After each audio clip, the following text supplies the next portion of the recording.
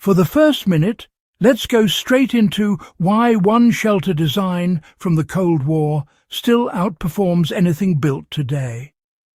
At the height of nuclear tension, engineers weren't working with luxury budgets or decades of modern sensor data. They were working under pressure, secrecy, and the expectation that these structures might be called upon once, without warning, and might have to function for months with no outside help.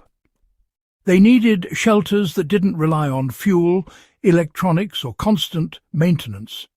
They needed structures that didn't fail quietly in the dark because of moisture, structural fatigue, or air contamination. Out of this crucible came a design that most modern people have forgotten. Yet professionals who study old military engineering still acknowledge as one of the smartest underground layouts ever created. The earth-berming multi-chamber fallout shelter with passive pressure equalization.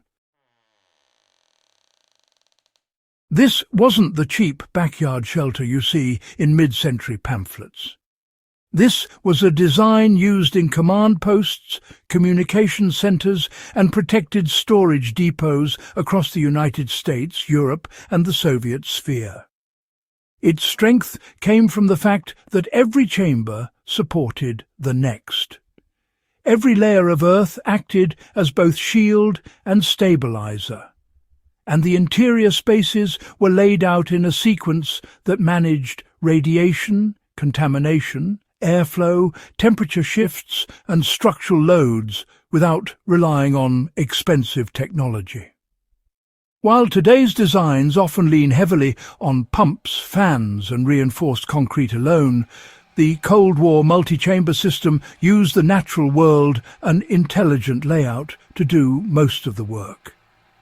And today, this old blueprint is still outperforming modern shelters because its principles don't degrade, don't require electricity, and don't care whether they're built in 1962 or 2025.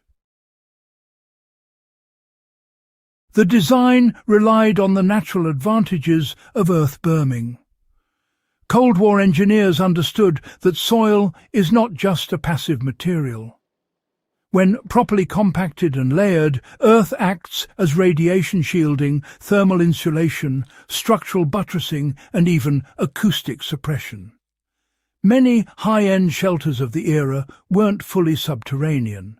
They were partially buried, allowing the structure to breathe while still benefiting from soil mass. This reduced internal temperature swings, limited condensation, and prevented the kind of stress fractures that plague modern all-concrete bunkers. The practical application today is straightforward. Anyone building a root cellar, storm shelter, off-grid food vault, or long-term storage room benefits enormously from mounding earth around the structure. This can be done by excavating slightly deeper on one side, building a reinforced wall facing outward, and then pushing soil up and over the upper half of the structure. The more evenly distributed the earth load is, the longer the building's lifespan will be. In Cold War tests, earth-berming shelters showed dramatically lower interior humidity levels, even in wet climates, compared to shelters surrounded only by concrete. The multi-chamber layout created a passive filtration and stabilization system. What made the Cold War design so enduring was its zoning. Instead of one open room, shelters were built as a short sequence of connected compartments. The first room served as the entry vestibule, pressure equalizer, and contamination buffer. The second room housed equipment or storage. The third and final chamber was the living or operation space. This layout controlled airflow and radiation exposure simply through distance and wall mass. One chamber at a time absorbed temperature changes and pressure fluctuations. Contaminants were trapped before they reached the innermost room. And because the layout naturally forced air to move slowly and predictably through the structure, even minimal ventilation systems could maintain safe breathing conditions. This is why many abandoned Cold War shelters remain surprisingly dry and stable today. The design itself prevented the violent air movement and condensation that ruin modern single-chamber bunkers. A modern builder can replicate this easily. Even a simple storm shelter can be divided into 2 or 3 modest sections using framed walls or block partitions.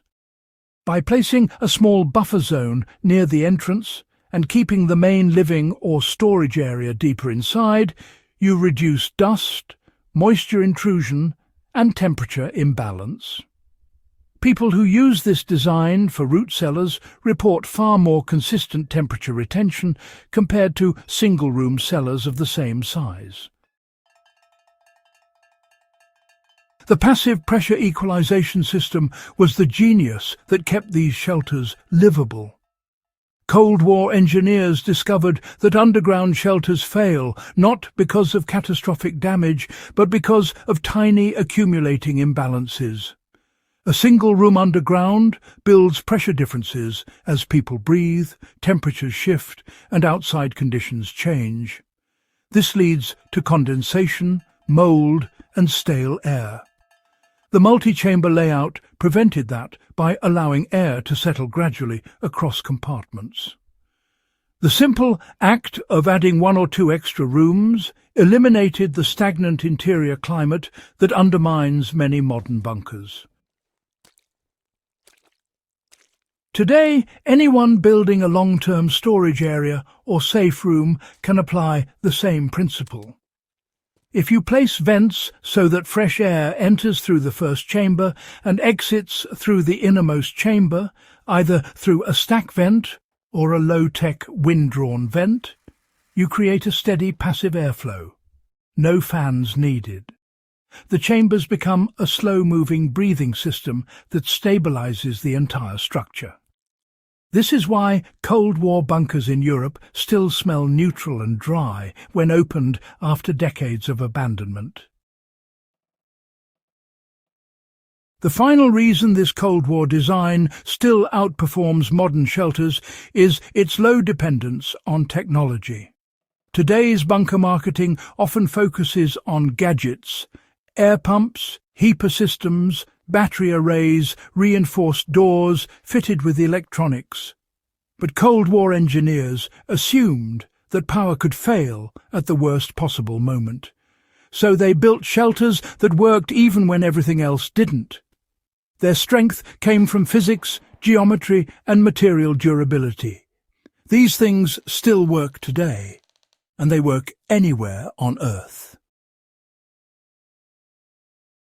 If you're a historian, a documentary viewer, or someone thinking about serious long-term resilience projects, the Cold War multi-chamber, earth-bermed shelter remains one of the most effective designs ever created.